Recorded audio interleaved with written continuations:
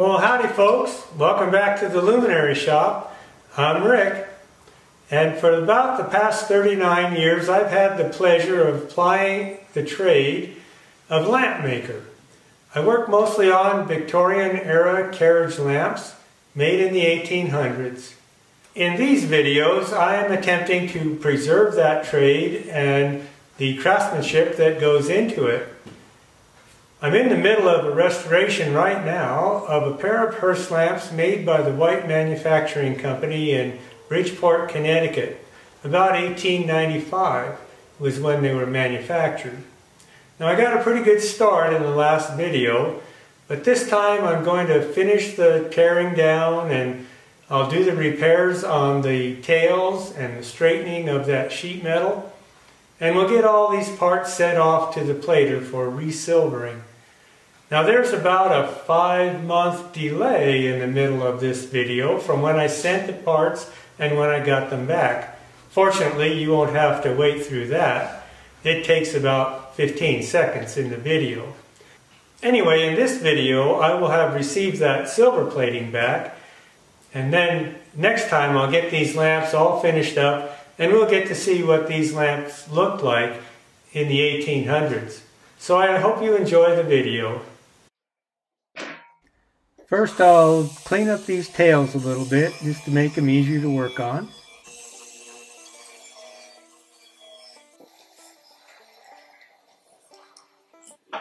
And then I'll take them apart piece by piece. These tails are actually in quite excellent condition without any rusting or corrosion in the parts. The inner cone, most importantly, is intact and in good shape.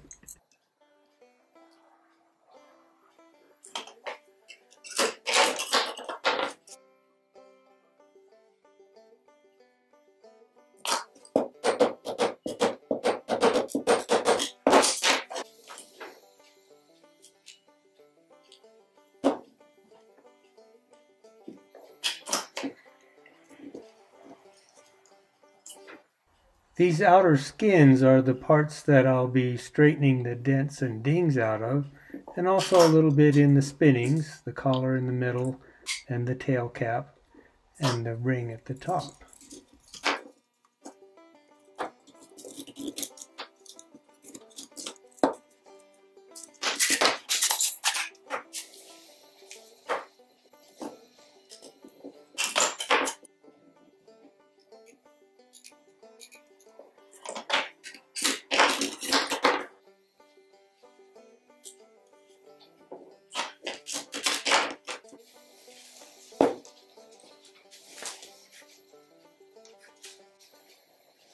I make a quick sketch to make sure that I get all the parts put back in the right position when I reassemble these tails.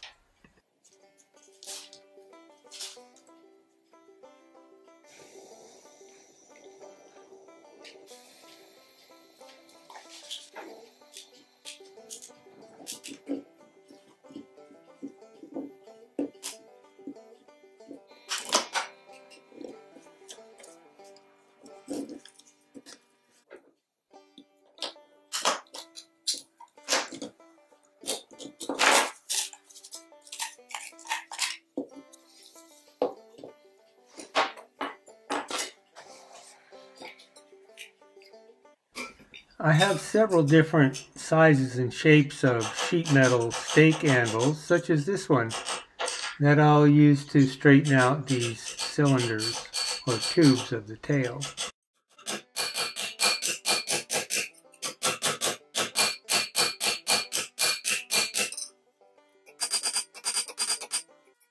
Sometimes you can actually feel the unevenness in the metal that you're trying to straighten easier than you can see it.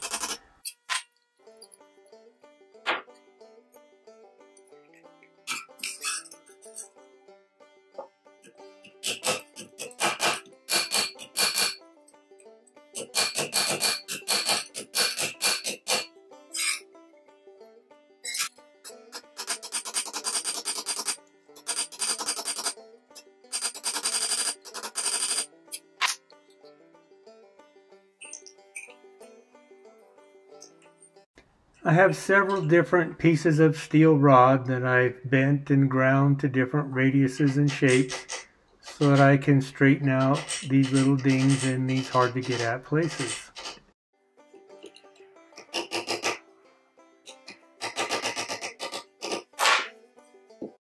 The different hammer faces, either steel, hard rubber, or plastic, each have a different effect on the metal that you're working on.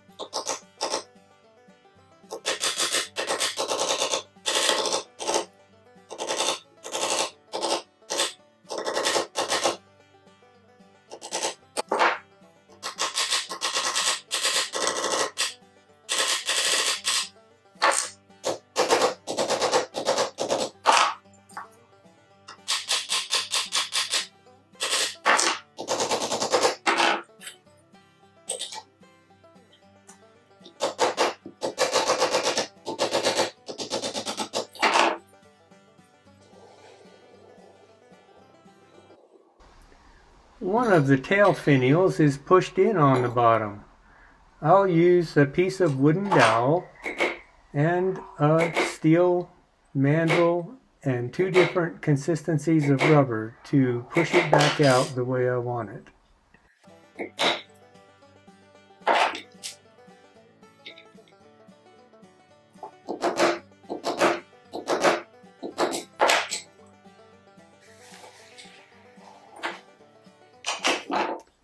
This rubber block is a bit softer than the other one and allows the metal to push back out further.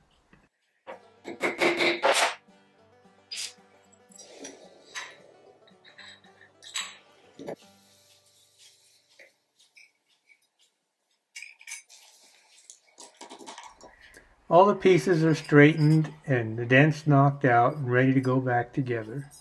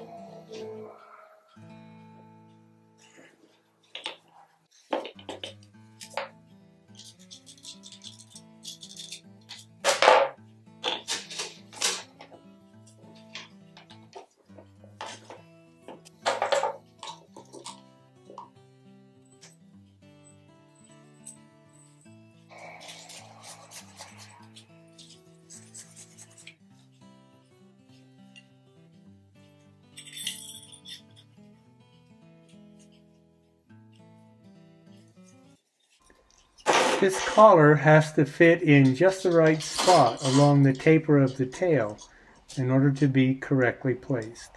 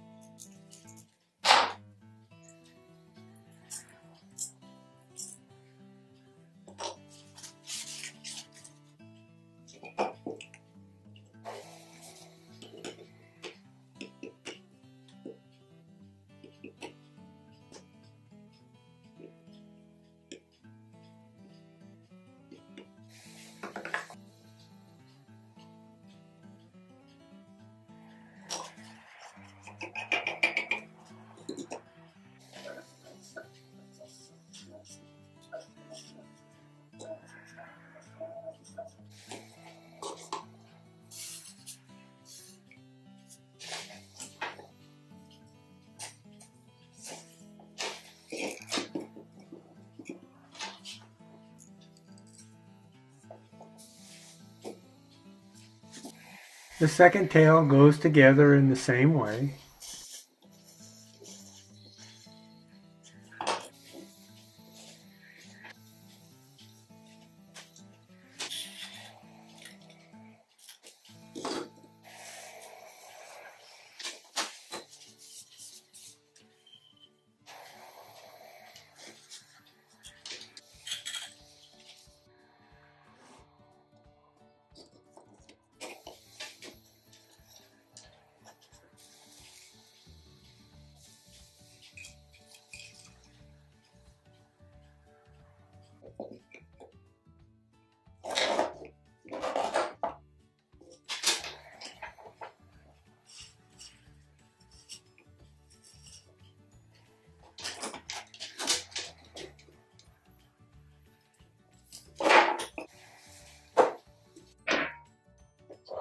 The solder joints are cleaned up with that superfine wire brush to get these tails ready for polishing and plating.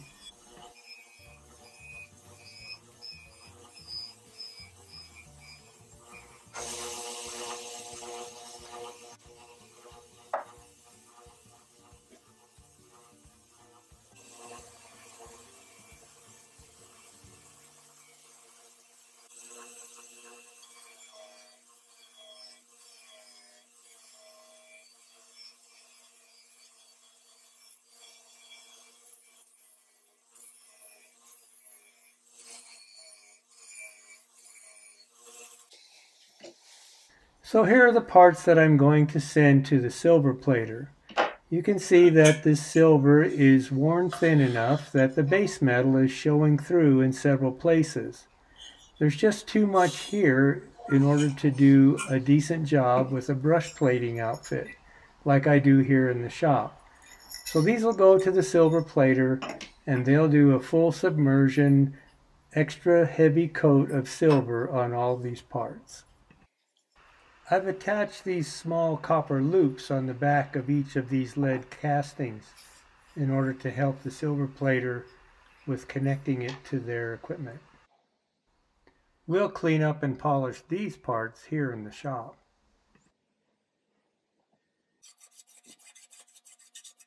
Here my wife Pat is working on polishing these silver liners. With a lot of patience and a lot of elbow grease, she can bring them up to look just like they did when these lamps were brand new.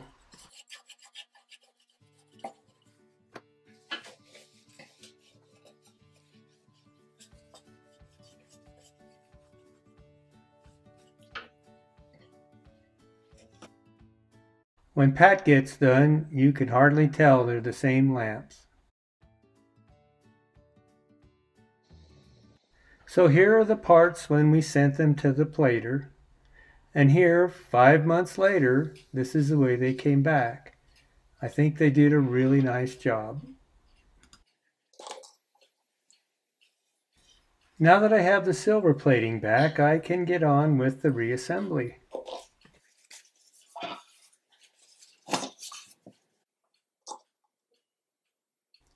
These silver-plated lead castings are a lot easier to put back on because you don't have to use nearly as much heat. I only have to melt the solder right at the end of my solder stick rather than all of the solder that is holding this piece on both sides.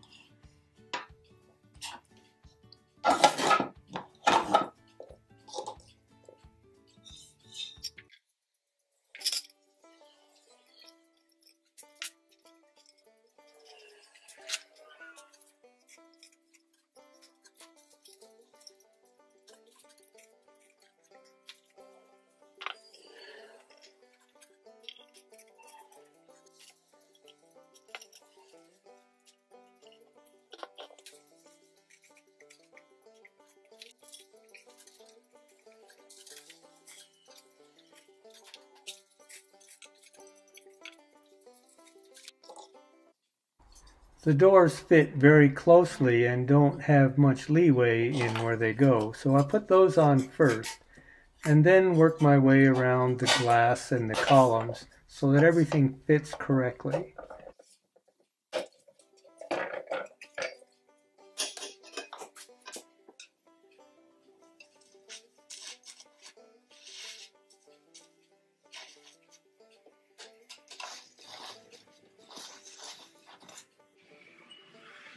Next, I position and solder the glass in place.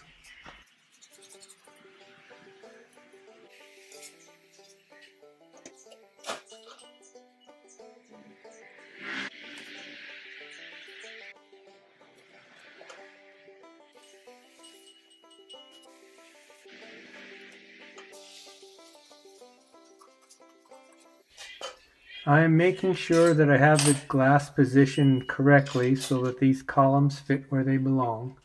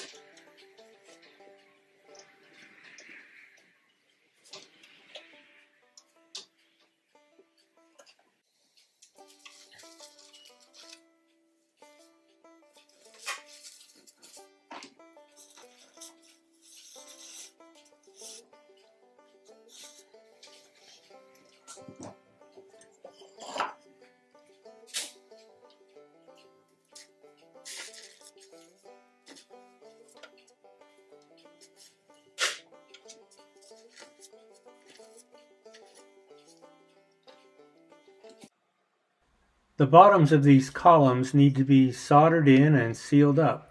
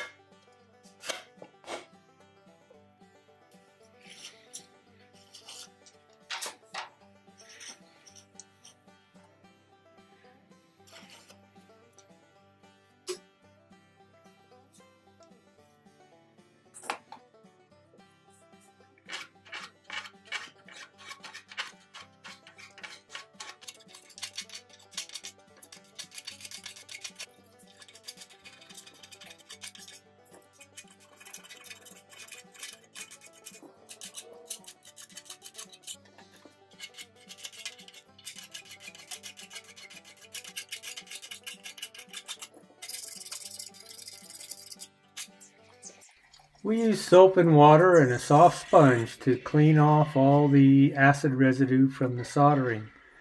And here Pat will repolish the interiors to make sure that there are no spots or residue of acid in there.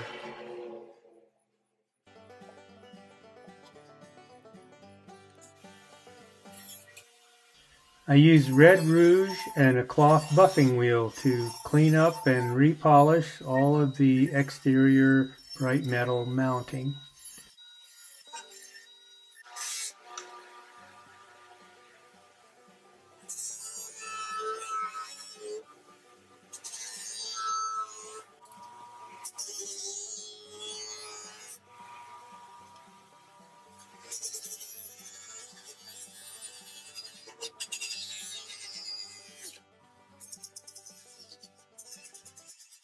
Well, that's about all we have time for in this video.